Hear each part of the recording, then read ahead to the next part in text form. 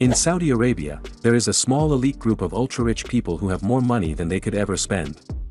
This group is made up of billionaires, and they enjoy a life of luxury and privilege that is unavailable to the vast majority of Saudis. Being a billionaire in Saudi Arabia means having access to the best healthcare, education, and lifestyle that the country has to offer. They can travel anywhere in the world they want, and they can buy any luxury item they desire. They also have a lot of political power and influence in the country. Today we will show you what it's like to be a billionaire in Saudi Arabia.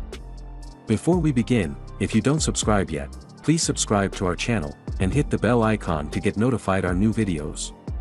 So let's get started. Salman bin Abdulaziz Al Saud is currently the king of Saudi Arabia. His crown prince is Mohammed bin Salman Al Saud. The House of Saud, the official name of the royal family, has a combined net worth of about $1.4 trillion. The British royal family was worth $88 billion in 2018. Mohammed Hussein Al-Amauri is one of the Middle East's wealthiest people. His fortune came from construction projects in Saudi Arabia after he was born in Ethiopia. Afterwards, he began purchasing oil refineries in different countries, including Sweden and Morocco. He had a net worth of around $8.3 billion at the time of writing. Besides gold mining, he is also active in agriculture, food production, and other businesses. Mohammed bin Isa Al-Jabbar is another billionaire living in Saudi Arabia. The MBI Group he founded and leads owns a number of companies, including JJW Hotels and Resorts. These companies operate luxury hotels in Europe and Africa. His net worth is estimated to be $9 billion. The Middle East and wealthy individuals have made headlines with their purchases. One thing the rich like to buy is a car collection. The extended Saudi royal family member Turki bin Abdullah decided to collect gold cars. It is plated with precious metals. He owned a Mercedes, a Jeep, a Lamborghini, a Rolls-Royce, and a Bentley Flying Spur. Just his standard car had a manufacturer's suggested retail price of up to $525,000. The billionaires in the country buy paintings. Leonardo da Vinci's artwork went up for auction in New York. The sale price was $450 million. It was bought by Saudi Arabia's crown prince. Saudi Arabia's billionaires are just as fond of sailing on the seas as its wealthy, so the painting was moved to bin Salman's private yacht. Yuri Schiefler received the Serene Award in 2011. The cost was $330 million. It was the largest private vessel in the world. Bill Gates paid $5 million per week for it. Bin Salman was in love with the boat, so he spent $500 million on it. In Saudi Arabia, a billionaire's life isn't only about cars and boats. In 2017, there was a Saudi Arabian purge. The year ended in 2019.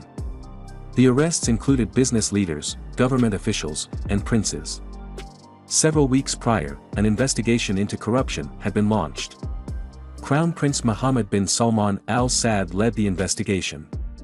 Private planes were grounded to prevent people from leaving. 2,000 bank accounts were frozen. About 500 people were arrested. For the time being, Forbes will not feature Saudi Arabians on their richest list. As a billionaire investor, he was often compared to Warren Buffett.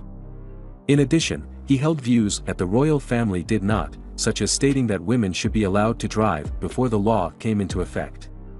The company he founded at the time of writing has a market cap of $38 billion. Prince Talal announced in 2015 he would donate all his wealth to charity. At the time, it was estimated to be $32 billion.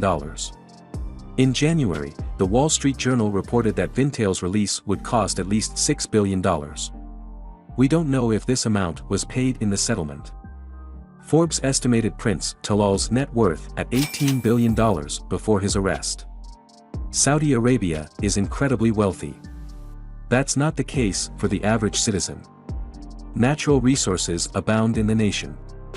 Saudi Arabia reported that the poverty line was less than $530 per month. Between 2 and 4 million people earn less than this. Saudi authorities do not give exact figures. The nation brought in $300 billion from oil last year. People living in poverty increased when the unemployment rate reached 15.4%. Authorities are trying to find a solution. The king promised a cash injection in 2012 to help offset the growing poverty gap. He says $37 billion would go to housing, wage increases, and unemployment benefits. People were planning to live and work in many economic cities. The Jeddah Tower began construction in 2013. At least 1,000 meters tall, it would be the tallest building on Earth. As a result of the purge in Saudi Arabia, construction has been halted. It has been put together only a third of the way. The original construction cost was $23 billion. That's all for today. If you liked this video, please give it a thumbs up, and if you want to hear more videos from the Ultra, subscribe and make sure to turn on the bell icon.